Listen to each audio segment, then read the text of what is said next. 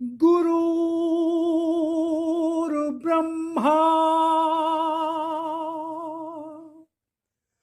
गुरुर्विष्णु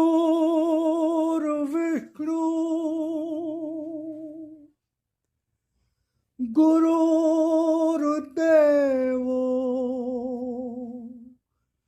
महेश्वरा गुरुर्साक्षात् परब्रह्म तस्मै श्री गुरुवे नमः।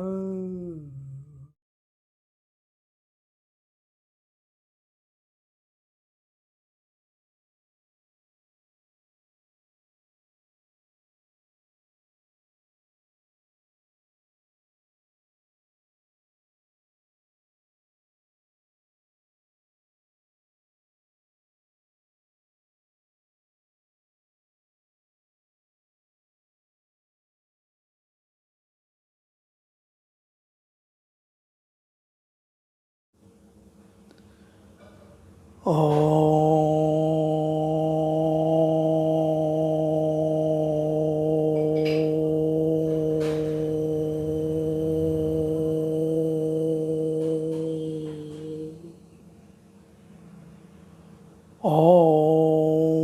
भूर्भुवः स्वः तत्सवितुर्वरेण्यं भर्गो देवस्य धीमहि धियो यो नः प्रचोदयात्। हे प्राण स्वरूप, दुख नाशक, सुख स्वरूप परमात्मा, मैं तेरे उस अनिर्वचनीय तेज का ध्यान करता हूँ जो आनंद देने वाला है। हे प्रभु, मेरी बुद्धि को, मेरे कर्मों को अपनी ओर ले चल। ओम ओम ओम।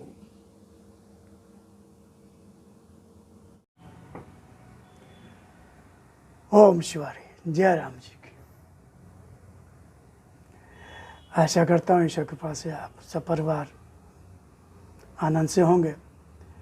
तो हम पिछले अंक में भगवान की वाणी जीवन कैसे जिए 30 अक्टूबर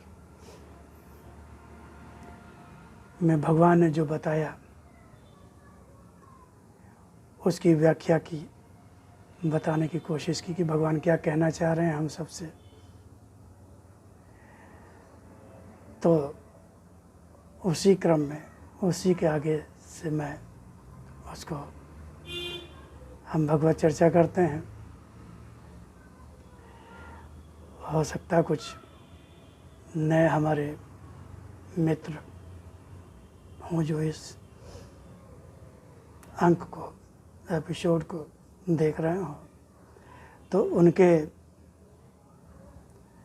जानकारी के लिए मैं थोड़ा सा भगवान की वाणी का परिचय देता हूँ। भगवान की वाणी, साक्षात भगवान की वाणी, ये किसी मनुष्य, किसी सिद्ध साधु संत महात्मा की वाणी नहीं है। किसी मनुष्य के उनके अपने सोचे विचारे ज्ञान के आधार पर सोच विचार कर लिखी हुई वाणी नहीं है, विचार नहीं है।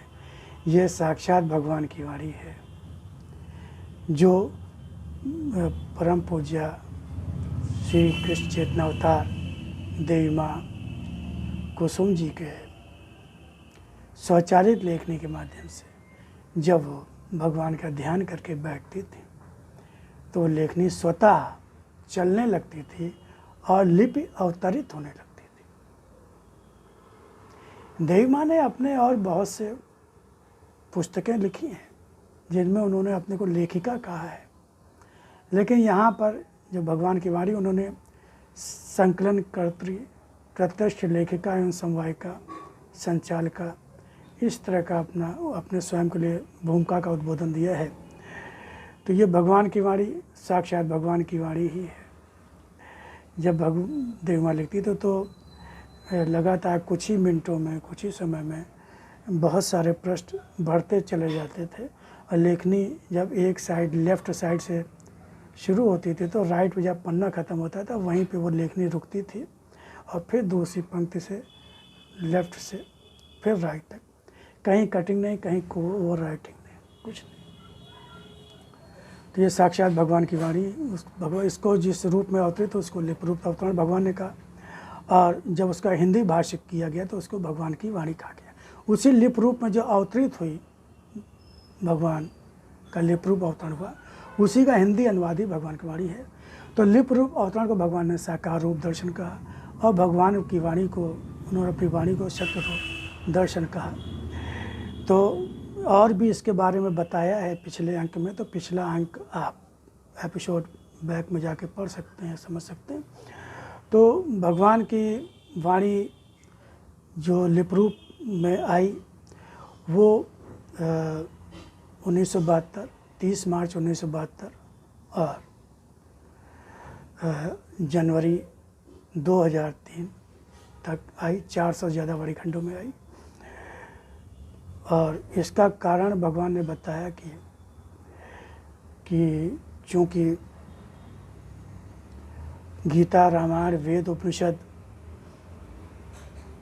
को बताने वाले, समझाने वाले या जो स्वयं लेकर पढ़ने वाले, उन्होंने उसको सही ढंग से पढ़ा नहीं, समझा नहीं और उनके जीवन में कोई परिवर्तन नहीं आया, सभी दुखी और परेशान हैं। सच्चे साधु संत महात्मा आजकल बहुत कम मिलते हैं और हम लोग जो ढोंगी, पाखंडी, ठग, जिन्होंने बिजनेस बना रखा है, धर्म को बिजनेस बना लिया और लोग दुखी परेशान होकर उनके चंगुल फंस जाते हैं, दुखी हो जाते हैं। तो इसके लिए भगवान ने लिप रूप अवतरण लिया, जैसा गीता में भी कहा गया कि संभवामि युगे युगे धर्म संस्थापनार्थाय संभवामि युगे, धर्म की स्थापना के लिए, धर्म के नाश के लिए, भक्तों की रक्षा के लिए, उनके कल्याण के लिए, आनंद के लिए मैं समय समय पर जैसा युग होता है, लोगों की मानसिकता होती है, ग्रहणशीलता होती है, उसके हिसाब से मैं कोई भी रूप धारण करके आ सकता हूँ। मेरे लिए भगवान ने कहा मेरे लिए कुछ भी असंभव नहीं है, मैं कोई भी रूप धारण कर सकता हूँ। कूर्म रूप में, सूकर रूप में, मत्स्य रूप में, नरसिंह रूप में, भगवान श्री राम, भगवान श्री कृष्ण, किसी भी रूप में। तो आज भगवान लिप रूप में आए। लिप रूप भगवान ने गीता में भी कहा कि अक्षरों में ओम ओम ओंकार, अक्षरों में। तो लिप क्या है? अक्षरों का ही समूह है, शब्दों का ही समूह है। तो आज भगवान उसी लिप रूप में ही अवतरित होकर अपना उसी गीता ज्ञान को, भगवान ने कहा कि मैं आज पुनः उसी गीता को, पुनः उसी, भगवान स्वयं कर रहे हैं, पुनः उसी गीता को नए रूप में, नए कलेवर में और ज़्यादा विस्तार से और ज़्यादा सरल करते, और ज़्यादा सरल करते, क्योंकि वो संस्कृत में थी उस समय। फिर उसके भाष्य हुए, बहुत अच्छे अच्छे संत महात्मा जी ने बहुत अच्छा भाष्य किया, लेकिन लोग उसको पढ़ नहीं पाते, ठीक से समझ नहीं पाते, ठीक से और समय नहीं मिलता है। तो इसको तो आप, अब तो भगवान का लिप रूप है, आप कहीं से भी वाणी खंड लेके पढ़ सकते हैं और तो वीडियो और कैसेट्स भी हैं, तो आप उसको समझ सकते हैं। तो भगवान ने इसलिए कहा कि कहीं जाने की ज़रूरत नहीं है, कहीं भटकने की ज़रूरत नहीं है, मैं स्वयं लिप रूप में आ गया हूँ और मैं स्वयं ज्ञान दे रहा हूँ, और बस हमको क्या करना है, उसको सही ढंग से सुनना समझना है। जन जन तक पहुँचो, जहाँ अंधकार है उस मन तक पहुँचो, जहाँ मेरी पुकार है। तो अब मैं इसको बताता हूँ, तो उसके आगे से बताता हूँ जो पिछली बार बताया। तो पिछली बार भगवान ने बताया था कि विश्वास, मेरी शक्ति को मेरी वाणी में और मेरे लिप रूप में मेरे दर्शन को पहचानो, मुझ पर विश्वास करके मेरे ही सत्य और धर्म रूप का बल पाओ। निर्भयता और निश्चिंतता मेरे भक्त की पहचान है। मेरे भक्त का विश्वास मैं ही होता हूँ।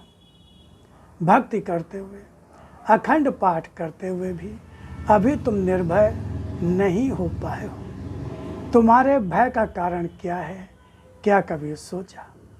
भय के कारण मनुष्य की मानसिकता स्वस्थ नहीं रहती, एकाग्रता नहीं होती, विश्वास टिकता नहीं, अनेकों दिशाओं में भागता है। भय को जीवन में स्थान न दो, मन को विश्वासों में बंटने न दो। अगर भय जीवन में आ गया तो संसार में चारों ओर की विचरती आसुरी शक्तियाँ तुम्हारे मन पर अधिकार कर लेंगी। विश्वास की अखंडता मनुष्य की शक्ति है, टूटे विश्वास के टुकड़े नहीं। भय होता है तो मनुष्य चारों ओर उस भय के कारण से बचने के लिए भागता है। इस भाग दौड़ के बीच वह दैवी शक्तियों का बचाने वाला सहारा नहीं पाता, आसुरी शक्तियों का ही डुबाने वाला सहारा पाता है, क्योंकि भय आस्थावान की शक्ति या निधि नहीं होता। तो यहाँ तक हम लोगों ने इसको तो ये हम इसकी एनालिसिस या थोड़ा सा चर्चा कर चुके हैं। अब आगे हम इसकी और चर्चा करेंगे। अपने विश्वास को एकाग्र करो। भगवान क्या कह रहे हैं?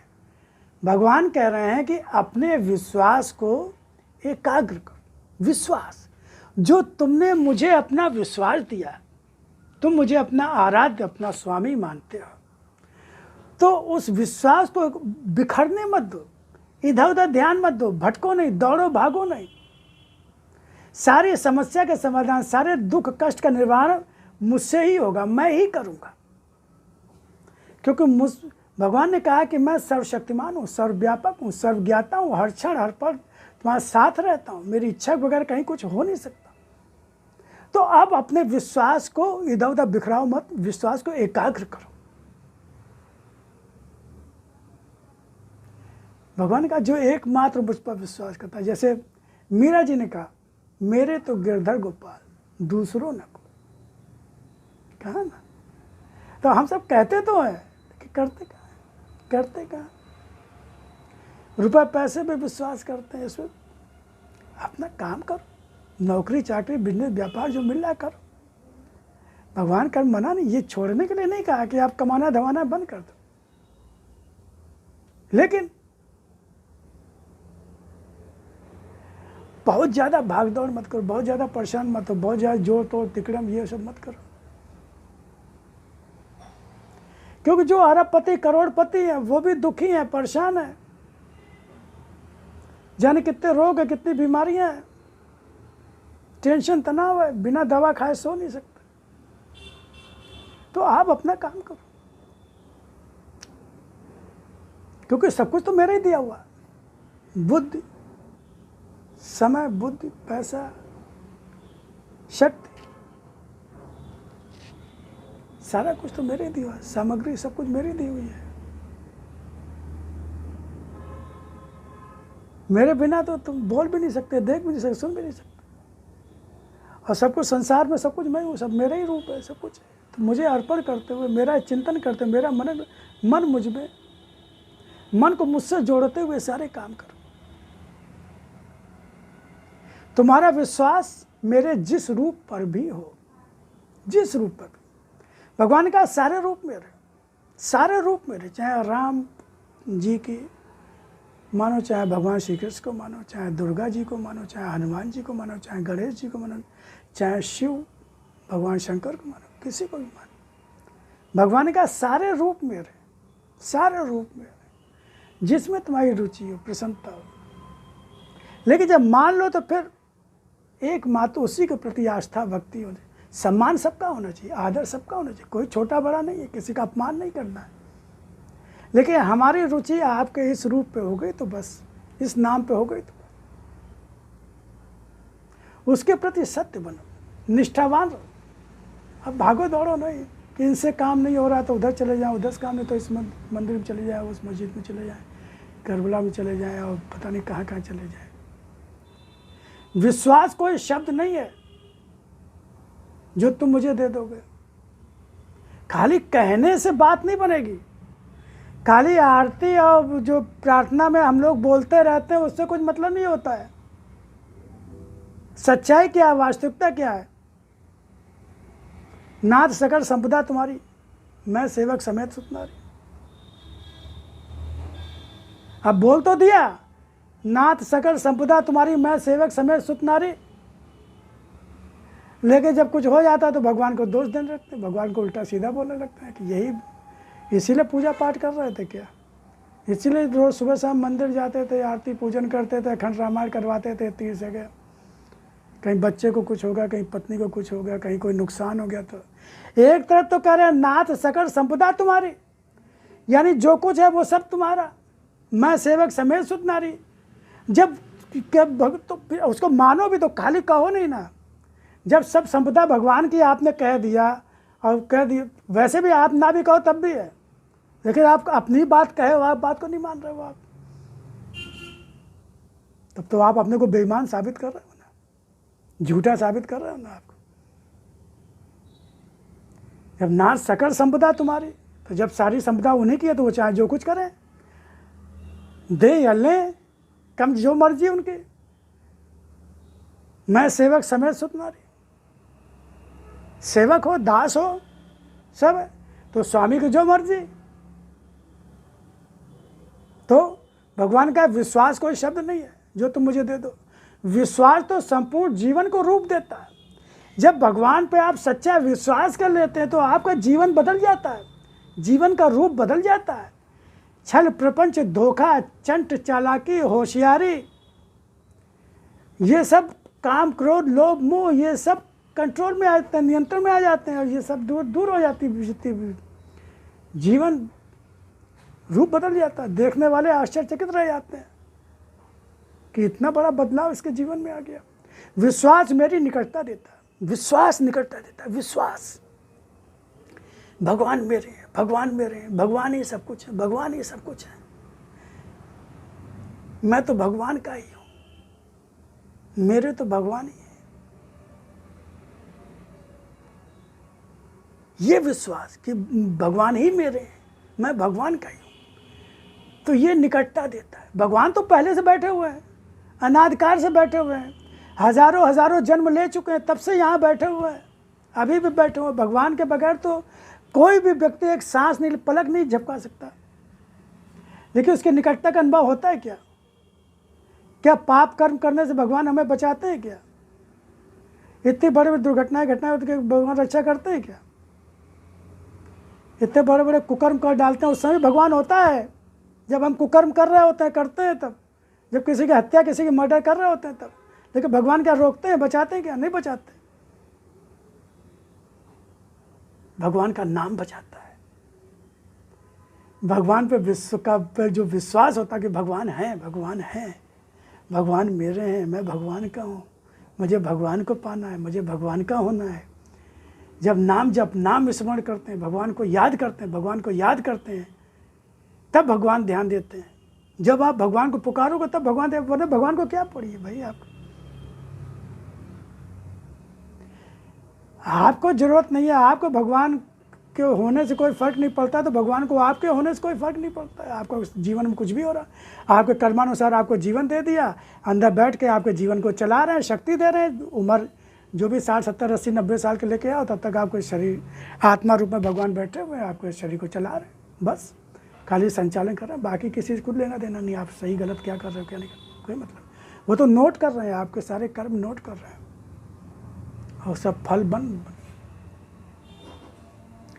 तो विश्वास कि भगवान है हमारे साथ, भगवान ही हमारा है, हम भगवान के हैं, हमें केवल भगवान की ही शरण में रहना है, ये विश्वास निकटता देता है। और यही विश्वास शक्ति देता है, विश्वास शक्ति देता है। और जब विश्वास ही नहीं टिकता, अब जब भगवान पे विश्वास ही नहीं टिक रहा है, डर रहे हैं, घबरा रहे हैं, परेशान हो रहे हैं, दाएं बाएं हाथ पैर जोड़ रहे हैं, भाग रहे हैं, दौड़ रहे हैं,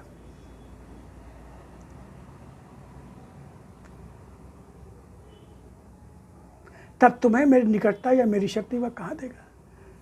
जब तुम्हारा विश्वास तुम अपना तोड़ दोगे, मुझ पर भरोसा तुम्हारा तोड़ दोगे, अपना भरोसा कमज़ोर पड़ जाएगा तुम्हारा विश्वास उस पर, तो फिर तुम्हें मेरी निकटता और शक्ति वो विश्वास कहाँ देगा? विश्वास कमज़ोर, तो भगवान से जो शक्ति मिल रही थी वो कमज़ोर हो गई। संसार में बिखरे हुए भगवान क्या कह रहे हैं? संसार में बिखरे हुए तुम्हारी देवी देवताओं के रूपों की पूजा, संसार में बिखरे हुए तुम्हारे देवी देवताओं के रूपों की पूजा तुम केवल शब्दों से और अपने कर्मकांड व आडंबरों से करते हो। तुम जो भी पूजा पाठ करते हो, भगवान श्री राम की, भगवान श्री कृष्ण, हनुमान जी की, या शिव की, या गणेश जी की, खाली अपने शब्दों से करते हो। पूरा खंड पाठ, हनुमान चालीसा पाठ हो गया, मन कहीं और, कहीं कुछ और। सुबह ऑफिस जाना है, देर हो रही है, यहाँ नाश्ता तैयार हुआ, अरे कपड़े प्रेस हो गए, अरे ये हो गया, और अब हनुमान चालीसा पाठ भी चल रहा है, दुर्गा सप्तशती का पाठ भी चल रहा है, और इधर उधर दिमाग भी दौड़ रहा है, भाग दौड़। अरे भैया, क्या उसको क्या समझ लिया हम लोगों ने? कोई हमारे आपके जैसा आदमी है क्या जो हम आपके अंदर की बात नहीं समझेंगे? सब जानता है। जब तक उसके पूरी तरह से हो के जब पाठ नहीं करोगे, जब उसके हो के कोई भी कर्म करोगे, कोई भी कर्म, नौकरी, बिजनेस, व्यापार, रोटी बनाना, खाना बनाना, झाड़ू पोछा, सब कुछ, जो कुछ भगवान का स्मरण करते, ध्यान करते हुए, भगवान से मन को जोड़ते हुए कोई भी करो, सब पूजा हो जाएगा। निस्वार्थ निष्काम, निस्वार्थ निष्काम, निस्वार्थ निष्काम।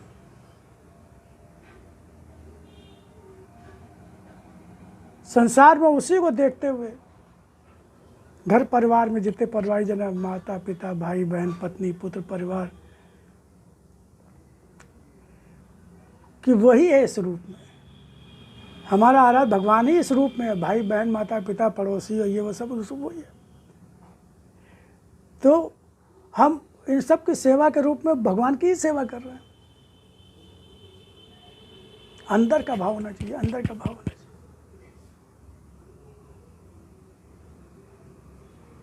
तो भगवान कह रहे केवल शब्दों से पूजा करते हो, अपने कर्मकांड आडंबरों से करते हो, यह मानकर नहीं कि वे भी सत्य है। ये नहीं मानते कि वो सत्य है, वो सब देख रहे हैं, वो सब समझ रहे हैं कि तुम ये सिर्फ खाना पूर्ति कर रहे हो, नियम की पूर्ति कर रहे हो, औपचारिकता कर रहे हो, कर्मकांड कर रहे हो। तुम सच में मुझसे प्रेम नहीं करते। भाई, जिससे प्रेम करते हो उससे मन जुड़ा होता है ना भाई। अगर संसारी कोई वस्तु चाहिए, कोई कामना है, तो मन उसी से जुड़ा रहता है ना, तभी तो काम सफल होता है, तभी तो काम अच्छे ढंग से कर पाते जो मन से करते हो। सांसारिक काम भी अगर मन से नहीं करते तो वो काम सही ढंग से नहीं हो पाता है। तो भगवान की पूजा का पूरे मन से नहीं करोगे तो कैसे वो पूजा होगी? तो ये मानो कि हम जिनकी पूजा कर रहे हैं वे सब सत्य हैं, और तुम्हारे मन का सत्य ही स्वीकार करते हैं। भगवान क्या कह रहे हैं कि वे भी सत्य हैं और तुम्हारे मन का सत्य ही स्वीकार करते हैं, ये मानकर नहीं करते। अगर ये मानकर करो कि हम जिनकी पूजा कर रहे हैं वे सत्य हैं और तुम्हारे मन का सत्य ही स्वीकार करके, मन में तुम्हारे क्या चल रहा है?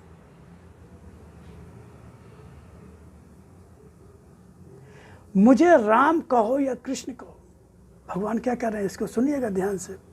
मुझे राम कहो या कृष्ण कहो, मोहम्मद साहब कहो या ईसा कहो, दुर्गा कहो या शिव कहो, कोई अंतर नहीं पड़ता। जैसे कई लोग होते हैं, कई लोगों के कई नाम होते हैं, घर का नाम होता है। हमारे एक मित्र थे, उनका नाम सुनील भी नाम था और धर्मेंद्र भी नाम था। सुनील भी नाम था और धर्मेंद्र भी नाम था। अब कोई सुनील कहता तब भी वो देखते थे और कोई धर्मेंद्र कहता था तब भी वो देखते थे। ऐसे ही मैं घर परिवार में बहुत से नाम होते हैं। अब प्रधानमंत्री जी को प्रधानमंत्री जी कह के पुकारो तब भी वो देखेंगे, और प्रधानमंत्री जी का नाम लेके पुकारो तब भी वो देखेंगे। अभी भगवान ने कहा सारे नाम मेरे हैं, सारे रूप मेरे, किसी नाम से पुकारो, किसी रूप की साधना करो। मुझे राम कहो या कृष्ण कहो, मोहम्मद साहब कहो या ईसा कहो, दुर्गा कहो या शिव कहो, कोई अंतर नहीं पड़ता। अंतर तो तुम्हारी भावना में होता है। भावना, अगर भावना मेरे प्रति सच्ची है, सच में तुम मुझे चाहते हो, सच में तुम मेरी शरण में हो, सच में तुम मुझ पर पूर्ण विश्वास करते हो, पूर्ण विश्वास करते हो, तो यही जो भावना है, यही भावना तुम्हारे आराध को तुम्हारे पास लाती है, तुम्हारी पूजा को सफल करती है। अंतर तो तुम्हारी भावना में होता है, तभी तो सबकी अलग अलग पूजा अलग अलग प्रकार से करते हो। राम की पूजा करोगे, फिर कृष्ण की पूजा करोगे, फिर दुर्गा जी की पूजा करोगे, फिर शिव की पूजा करोगे, फिर गणेश जी की पूजा करोगे। अबे क्या मतलब है इन सब चीज़ों का भाई? क्या मतलब है? क्या राम की पूजा की, उसमें कृष्ण की पूजा नहीं हुई क्या? राम और कृष्ण अलग है क्या? अगर अब राम की पूजा कर रहे हैं तो क्या शिव नाराज हो जाएंगे क्या? कि गणेश जी नाराज हो जाएंगे क्या? कि दुर्गा जी नाराज हो जाएंगी क्या? ये तो हमारी आपकी समझ है ना, अधिकचरी समझ है जो भर दिया गया दिमाग में। और जहाँ सही बात बताई जाती है वहाँ उनकी सुनते नहीं है। ये तो अलग अलग है भाई। किसी के शिव में श्रद्धा हो गई तो किसी में राम में श्रद्धा हो गई, तो किसी में भगवान श्री कृष्ण श्रद्धा हो गई, तो किसी गणेश।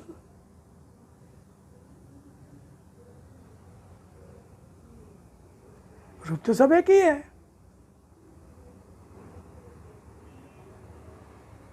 तत्व तो एक ही है, परम तत्व वही, जैसे अलग अलग भूमिका के हिसाब से प्रकट हुआ। तो मैं राम के रूप में आया, वह भी मेरा ही रूप था। भगवान खुद कर रहे हैं, स्वयं कर रहे हैं, लिप रूप में अवतरित हुए हैं, भगवान स्वयं कर रहे हैं। यही तो बताने के लिए आए हैं। मैं राम के रूप में आया, वह भी मेरा ही रूप था, मेरा ही रूप था, मैं ही आया। कृष्ण के रूप में आने वाला रूप भी वही था। जो राम के रूप में आया था वही कृष्ण के रूप में आया, वह भी उस राम रूप से अलग नहीं था। राम बड़े कृष्ण छोटे, कृष्ण बड़े राम छोटे, ना समझे की बात है, मूर्खता की बात है।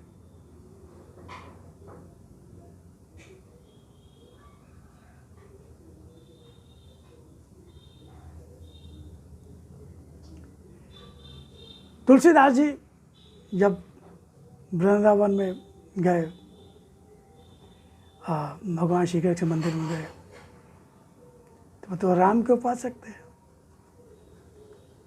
राम को ही आराधना, उनको वही रूप भरा हुआ था। तो जब उनके सामने पहुंचे तो कहते, नाथ अच्छे तो बहुत लग रहे हो, सुंदर तो बहुत लग रहे हो। तुलसी माथा तब नवै जब धनुष बाण ले हाथ। तुलसी माथा, वो उस रूप में निष्ठा थी, उनकी अपनी निष्ठा थी, उस रूप में निष्ठा थी, लेकिन वो जानते थे कि है एक ही है। लेकिन भगवान, मैंने तो शुरू से आपके उसी रूप को माथा नवाया था, ये आपके उसी रूप धनुष बाण ले हाथ, धनुष बाण आ गया। वो जो कृष्ण की मूर्ति थी, जहाँ बांसुरी थी, वहाँ धनुष बाण आ गया, क्योंकि है तो वही, भाव तो अंदर बैठा तो वही है, उस मूर्ति में भी वही। वो कृष्ण भगवान तो वो राम रूप में परिणत हो गए। दुर्गा कह कर पूछते हो तो वह भी मेरा ही रूप है।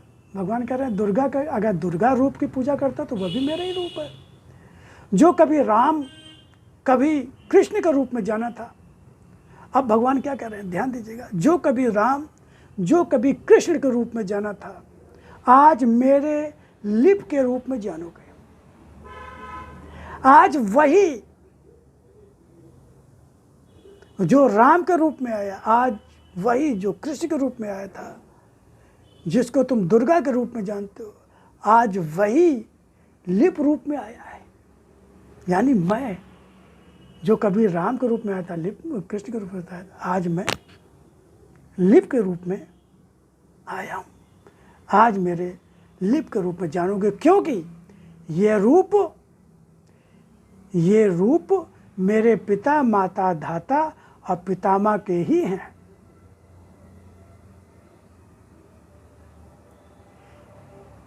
मैं पिता भी हूँ, मैं माता भी हूँ, मैं धाता भी हूँ, यानी धारण करने वाला भी हूँ। सबका धाता वाला पालन पोषण करने वाला भी हूँ। और पितामह, पिताओं का पिता भी हूं। गीता में कहा ना, गीता में कहा कि मैं पितामह भी हूं। दुर्गा मेरा ही जन्म देने वाला रूप है। भगवान क्या कह रहे हैं? दुर्गा मेरा ही जन्म देने वाला रूप है। दुर्गा मेरा ही जन्म देने वाला रूप है।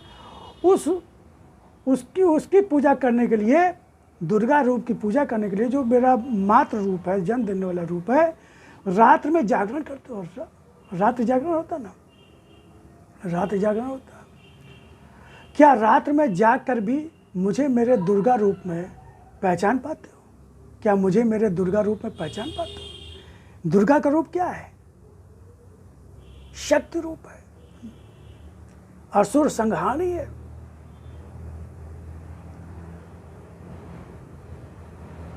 मैं तो तुम्हारे अंदर आत्मा के रूप में स्वयं व धर्म हूं। तुम्हारे अंदर आत्मा के रूप में भगवान है ना सबके अंदर। तो भगवान कह रहे तुम्हारे अंदर आत्मा के रूप में स्वयं व धर्म हूं। स्वयं व धर्म माने कर्तव्य। धर्म जो माँ का धर्म पूरा करता है, माँ का कर्तव्य पूरा करता है। भाई स्त्री शरीर में भी तो आत्मा रूप में भगवान होता है। वो माँ बनती है, बहन बनती है, पत्नी बनती है। तो उन धर्मों का पालन करती कि नहीं करती? करती कि नहीं करती? जो माँ का धर्म पूरा करता है, और वही जो आसुरी शक्तियों के विरोध और संहार का आदेश भी देता है। आत्मा के रूप में माँ का धर्म भी पूरा करता हूं और आसुरी शक्तियों के विरोध और संहार का आदेश भी देता है। दुर्गा जी का रूप क्या है? मातृ रूप है। वो उसका मातृ रूप स्त्री शरीर में होता है, और वही मातृ रूप दुर्गा जी का जो रूप है, असुर संहारणी का भी रूप है। तो असुर संहार का भी आदेश देता है। दुर्गा की पूजा करते हुए तुम उसके असुर संहारणी रूप को भूल जाते हो। असुर संहारणी रूप को क्यों भूल जाते हो? खाली दुर्गा जी के मातृत्व रूप को ही याद करते हो। माँ है। ठीक है, माँ तो है, लेकिन उसका असुर संहारणी रूप भी तो है। अगर तुम असुरता करोगे, राक्षसी कर्म करोगे, क्रूर कर्म करोगे, हत्या करोगे, लोगों को दुख पहुंचाओगे, चोट पहुंचाओगे, मासूम पशु पक्षियों का वध करोगे अपनी क्षुधा निवृत्ति के लिए, और बलि के नाम पर वध करोगे मासूम निरीह पशुओं को दुर्गा जी के नाम पे, या भगवान के नाम पे, या अल्लाह के नाम पे,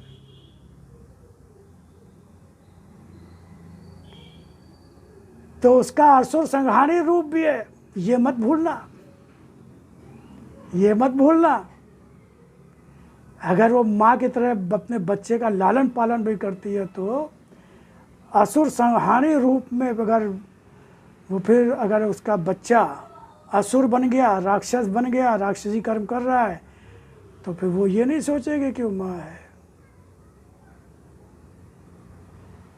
क्योंकि तुम बच्चे फिर रहे कहाँ?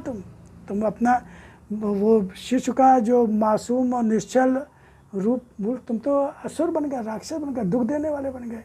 तो जिनको दुख दे रहे हो वो भी तो बच्चे हैं उसके। पशु पक्षी और ये सब जितने भी है, गाय भैंस बकरा बकरी मुर्गा, ये सब उसके बच्चे नहीं है क्या? उसके बच्चे नहीं है। वो तो संपूर्ण श्रेष्ठ की माँ है ना, खाली हमारी तुम्हारी माँ के मनुष्यों की ही माँ थोड़ी है। तभी तो वर्ष के भूल जाते हो, असुर संहारणी रूप को भूल जाते हो। तभी तो भगवान कह रहे हैं, तभी तो वर्ष के सारे दिनों में स्वयं ही आसुरी रूप धारण किए रहते हो। आसुरी रूप धारण किए रहते हो। लोगों को दुख देते हो, परेशान करते हो, स्वार्थ लोभ में मारते काटते हो, अपनी क्षुधा निवृत्त जीवा के स्वाद के लिए मुर्गे बकरे भैंसे पशु पक्षियों का वध करते हो, हत्या करते हो। और वो 9 दिन नहीं साहब, हम तो धुले गिलास में ही चाय पियेंगे, खूब अच्छे से धो लिया ना भाई, जहाँ कहीं जाते हैं अरे ठीक से धो लिया ना भाई। और किसी ने मछली अंडा, अरे नहीं ना, हाँ ना ना ना ना ना, आज के दिन तो अंडा मछली का तो हम नाम भी नहीं लेते हैं, नहीं हाथ नहीं लेंगे। 9 दिन के बाद सो जाएगी दुर्गा माँ, आंख बंद कर लेगी। अब नाम क्या लेंगे हम तो भाई, अंडा लाओ, ये लाओ, वो लाओ, मुर्गा लाओ, भैंसा लाओ, बकरा लाओ, ये लाओ, वो लाओ। क्या समझ लिया है, क्या जान लिया है आपने, हमने? ऐसा पाखंड, इतना भयंकर अपराध, दुनिया को धोखा देते हैं, दुनिया को धोखा देते हैं, उसको भी धोखा दे रहे हैं, तमाशा कर रहे हैं। पूरे साल भर खाएंगे और 9 दिन दोहरा दंड मिलता है, उससे बड़ा दंड मिलता है।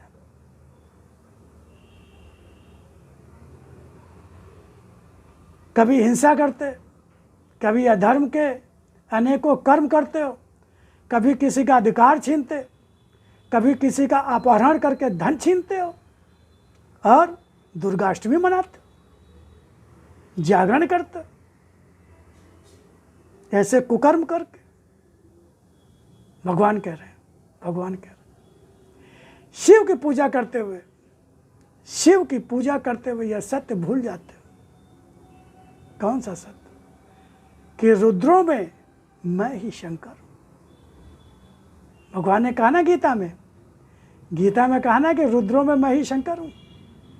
भगवान श्री कृष्ण ने कहा, भूल जाता हूं, मैं ही शंकर हूं। यानी शिव भी मैं ही हूं,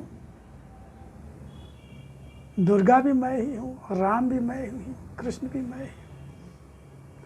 शिव को मुझसे अलग मानकर, मुझसे अलग मानकर कि शिव कोई और है, ये तो दूध से नहला तो प्रसन्न हो जाएंगे। राम जी की इस तरह से पूजा करो तो राम जी प्रसन्न हो जाएंगे, कृष्ण जी की इस तरह पूजा करो कृष्ण पूजा, और शिव जी की दूध से नहला तो शिव। क्या है? दूध से नहला तो देते हो, मगर किसी पशु की भूख का साधन छीनकर अपनी स्वार्थी व्रत को पूरा करते हो, क्योंकि तुम्हारा विश्वास शिव की पूजा इसी रूप में करने का, तुम्हारा विश्वास कहता है कर अगर शिव को हम दूध से नहला देंगे तो हमारी मनोकामना पूरी हो जाएगी, हमारा स्वार्थ पूरा हो जाएगा। और ये नहीं सोचा कि जिस पशु का या गाय का दूध लिया वो उसके बछड़े के पीने के लिए था। जो ग्वाला या जो दूध वाला जो दूध दे गया, वो किस बुरी तरह से दूध निचोड़ के लाया है, वो थनों से इंजेक्शन लगाता है, सारा दूध बाहर आ जाता है, कुछ रोक ही नहीं पाती है अपने बछड़े के लिए, अपने बच्चे के लिए रोक नहीं पाती। उसका बछड़ा, उसका बच्चा भूखा रहता है, वो कमा रहा है, हम भी ध्यान ही नहीं देते। पड़ोस में बच्चा कोई दूध की वजह से भूखा है, माँ उसको दूध नहीं पिला पा रही है, अगर देखें तो जाके कितने बच्चे जो है कुपोषण का शिकार हो जाते हैं, कितने लोग हो जाते हैं जो दूध पर्याप्त मात्रा में जितना बच्चे को चाहिए नहीं दे पाते। लेकिन हम लीटरों दूध ये सोच के बहा देते हैं शिवलिंग पर कि भगवान शिव खुश हो जाएंगे, हमारी मनोकामना पूरी हो गई। क्या भगवान उसका, वो भगवान शिव उसका रक्षक नहीं है क्या, उसका पिता नहीं है क्या? वो जो बच्चा जो दूध के लिए मुझे परेशान है, जो गाय का जो भी है, अगर ऐसे ज़रूरतमंद को हम दूध दे दें भगवान शिव का नाम लेते हुए, भगवान शिव का आराधना करते हुए, उनका स्मरण करते हुए, भगवान इस रूप में आप ही दूध ग्रहण करो, तो वो तो कण कण में व्याप्त है। भगवान शिव कण कण में व्याप्त नहीं है क्या? उस बच्चे के अंदर भगवान शिव नहीं है क्या? या जिसको भी बूढ़े बुजुर्ग हैं, घर परिवार कहीं बाहर हैं, उनको दूध की ज़रूरत है, बिना दूध के वो दवा नहीं खा सकते, क्या हम ये भावना के साथ उनको दूध पिला दें तो क्या भगवान शिव की पूजा नहीं हो जाएगी क्या? लिंग माने आकार ही तो होता है, लिंग माने शरीर ही तो होता है। क्या चलते फिरते शरीरों में शिव नहीं है क्या? आत्मा रूप में शिव नहीं है क्या? अपनी स्वार्थी वृत्ति को पूरा करते हो, किसी पशु की भूख का साधन छीनकर अपनी स्वार्थी वृत्ति को पूरा करते हो, क्योंकि तुम्हारा विश्वास शिव की पूजा इसी रूप में करने, तुम्हारा विश्वास है। तुमको यही पढ़ाया, समझाया गया, बताया गया, किसी ने सही बात बताई नहीं। अब बताई तो हम उसी का विरोध करने लगते हैं कि इतने साल से दूध से नहलाया जा रहा है तो सब गलत हो रहा है क्या? सब गलत कर रहे हैं। लोग उसी को उल्टा सीधा बोलने लगते कि तुम तो शिव को मानते नहीं, तुम तो नास्तिक हो, तुम तो सनातन को मानते नहीं, झगड़ा करते हैं। अरे वो क्या, ये सब प्रतीक है। पुराणों में सब जो प्रतीक रूप में बताया गया है कि अगर शिव को थोड़ा सा दूध चढ़ाया तो इसका मतलब है कि आप दिन में जितने भी भूखे प्यासे परेशान हाल मिले उनको भी हम पोषण करें, उनको भी खाना खिलाएं, उनको भी करें। कोई दूध मुहा बच्चा है दूध, उसको दूध उसको भी दें, तो शिव पे दूध चढ़ाना सार्थक हो जाएगा। फिर नहीं भी चढ़ाया होगा तब भी वो स्वीकार हो जाएगा, पक्का मानिए। और अगर आपने ऐसा नहीं किया, सिर्फ आप खाना पूर्ति और कर्मकांड के रूप में चढ़ा रहे हैं, शिव को वो आपका चढ़ाया हुआ दूध स्वीकार नहीं है। अगर आपकी भावना में किसी का दुख, किसी की भूख, किसी की पीड़ा नहीं दिखाई दे रही है, उसका अधिकार छीन के और करके आप आंख मूंद लेते हैं। शिवलिंग पर तो हमने 2 लीटर चढ़ा दिया, लेकिन कोई भूखा प्यासा बच्चा आ गया, माँ गोद में लिए चली आई, उसने कहा बाबूजी कुछ चलो चलो चलो बढ़ो आगे, दंड मिलेगा। शिव के ऊपर जो आपने दूध चढ़ाया है, फायदा नहीं, उसका नुकसान और डबल होगा। ये आप पाखंड कर रहे हो, आप गलत परंपरा डाल रहे हो, लोगों के आपको विश्वास को दूषित कर रहे हो।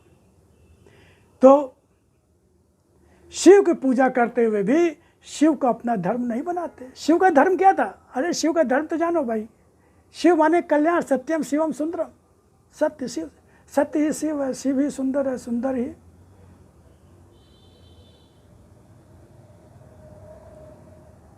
कल्याण। शिव, शिव ने तो जहर भी पी लिया, विष। जितने भी हैं, चाहे भूत प्रेत पिशाच सांप बिच्छू, ये सबको उन्होंने अपने समेट लिया, लपेट लिया सब अपने पास। तुम्हारा दूध चाहिए, हमारा दूध चाहिए क्या उनको? वो हमारा दूध, दुग्ध जैसी धवल भावनाओं का अर्पण करो। दुग्ध जैसी श्वेत और धवल भावना, ये प्रतीक है, प्रतीक है। जैसे दूध को हम शिवलिंग पर, ऐसे अपनी शुद्ध भावनाओं को भगवान को अर्पण करें। भगवान को अर्पण कैसे होंगे? कहने से थोड़ी अर्पण होंगे। जब समाज में उनको भावनाएं हमारे कर्म का रूप ले लेंगे, निष्काम निस्वार्थ, तो शिव की पूजा करते हो। शिव को अपना धर्म क्यों नहीं बनाते? तो शिव का धर्म क्या है? जगत कल्याण, सबका कल्याण। तुम्हारा हर विश्वास अधूरा है। भगवान कह रहे तुम्हारा हर विश्वास अधूरा है, जिसमें सत्य कम असत्य अधिक है। असत्य अधिक है। सत्य तो कहने मात्र को, दिखावा मात्र, और असत्य ही असत्य भरा हुआ है। दिखाते तो हम बहुत बड़े भक्त हैं, बहुत बड़े संत हैं, बहुत भगवान की पूजा करते, पाठ करते हैं, और राग द्वेष भरा हुआ है, अपना पराया भरा हुआ है, ऊंची जाति नीची जाति, अमीर गरीब, अपना पराया, छोटा बड़ा, सब भरा हुआ है। तो ये सब असत्य ही तो है। काम क्रोध लोभ मोह असत्य तो है। असत्य रूप धारण करने से मन को शक्ति नहीं मिलती। जितना ज़्यादा असत्य भरा होगा उतना ही आपका मन कमज़ोर होगा, आपका शरीर भी कमज़ोर ही होगा। आप चाहे जितना घी दूध मलाई कुछ भी खाओ, कमज़ोर ही होगा। असत रूप धारण करने से मन को शक्ति नहीं मिलती, मन को शक्ति नहीं मिलती। मन तो सत्य को धारण करने, सत्य आत्मा से शक्ति मिलेगी ना। आत्मा से जो शक्ति मिले वो परमानेंट मिल रही है, परमानेंट, स्थायी, और उसका कोई मुकाबला नहीं है, बेजोड़ है। सत्य यानी आत्मा, आत्मा यानी परमात्मा, सत्य यानी परमात्मा, परमात्मा की शक्ति। मन निर्बल हो जाता है, मन निर्बल हो जाता है और आसुरी शक्तियों के अधिकार में आ जाता है। आसुरी शक्तियां ऐसे लोगों को ही ढूंढती हैं जो संसार में बहुत डूबे हुए हैं, जो संसार पाने के लिए बहुत परेशान हैं, जिन्हें खूब रुपया पैसा चाहिए, खूब धन दौलत चाहिए, जिन्हें खूब शरीर को मजबूत करना चाहते हैं, घर परिवार और मकान दुकान और ये सब। तो ऐसे लोग चंगुल फंस जाते हैं। तो ऐसे लोग सब हो रहा है सब। आश्चर्य। मन को सत्य बनाओ, मन को सत्य बनाओ, मन को सत्य बनाओ। यानी मन को भगवान कह रहे मुझसे जोड़ो, मुझे पहचानो, मुझे अपना मानो। मन में मेरी वाणी को धारण करके, वाणी जो मैं आपको पढ़ के सुना रहा हूँ ना, जो जिसकी वही भगवान की वाणी है। तो भगवान का मन में मेरी वाणी को, यानी जो मैंने अपने ज्ञान में कहा है उसको मन में धारण करो, यानी आचरण में लाओ। रटने से बात नहीं बनती है, मन में धारण करो, यानी कि अपने कर्म में लाओ, वचनों कर्म में लाओ, कर्म में लाओ। वाणी की शक्ति पाओ, वाणी की शक्ति पाओ, क्योंकि भगवान की शक्ति अमोघ है, अतुलनीय है, अजेय है। तो जब वाणी की शक्ति मिलेगी अंदर से, तो फिर डर भय सब दूर हो जाएगा। स्थितियाँ, परिस्थितियाँ, घटनाएं, व्यक्ति, प्राणी, पदार्थ ये ना हमें डरा पाएंगे, ना अपनी तरफ आकर्षित कर पाएंगे, ना भयभीत कर पाएंगे। तो इसको और बार बार सुनेंगे, समझेंगे, जानेंगे भगवान, क्योंकि आजकल के समय में वही सुरक्षित है जो भगवान की शरण में है। लेकिन भगवान की शरण लेना ही नहीं जानते। कह तो देते हैं भगवान की शरण में, लेकिन होते नहीं। भगवान की शरण यानी कि हमने भगवान को सब कुछ सौंप दिया, तो हमारा अपना कुछ रहा ही नहीं है, सब कुछ भगवान का हो गया। अब भगवान से ज़्यादा शक्तिशाली कोई थोड़ी हो सकता है। लेकिन भगवान जो हमारे लिए हितकारी होगा वही करेगा, जो हमारे लिए लाभदायक हो, जो जीवन को सफल बना वो रखेगा, जो कूड़ा करकट हटा देगा सब। अबे हमें किस बात की, जब भगवान की शरण में भगवान हमारा है, हम भगवान के, भगवान ने सब ठेका हमारा ले लिया, तो हमें चिंता किस बात की। निर्भय निश्चित हो जाए, जो कर्तव्य कर्म सामने आए, जितना क्षमता हो उतना करें, जितनी सामर्थ्य उतना करें, बाकी भगवान पर छोड़ो तो निश्चिंत हो जाए, अपना काम करें, सफल हो या असफल सब भगवान छोड़। तो चिंता मत कर, परिणाम की चिंता न कर। कर्मण्येवाधिकारस्ते मा फलेषु कदाचन। सब वही है, वही जो राम रच रखा, को कोई तर्क बढ़ावे से। तो फिर आगे हम भगवान की वाणी के किसी अंश को लेके आएंगे और आपसे भगवत चर्चा करेंगे। मैं तो भगवत चर्चा करता हूँ, ज्ञान व्यान तो मुझे कुछ है नहीं, मुझे कुछ पता वता नहीं है। मैं सच्ची बताता हूँ, ना मैं कोई मार्गदर्शक हूँ, ना उपदेशक हूँ, ना कुछ। बस चर्चा करता हूँ, जो समझ में आता है बोलता हूँ, जो भगवान को से प्रार्थना करके। तो ओम शिवाय, जय राम।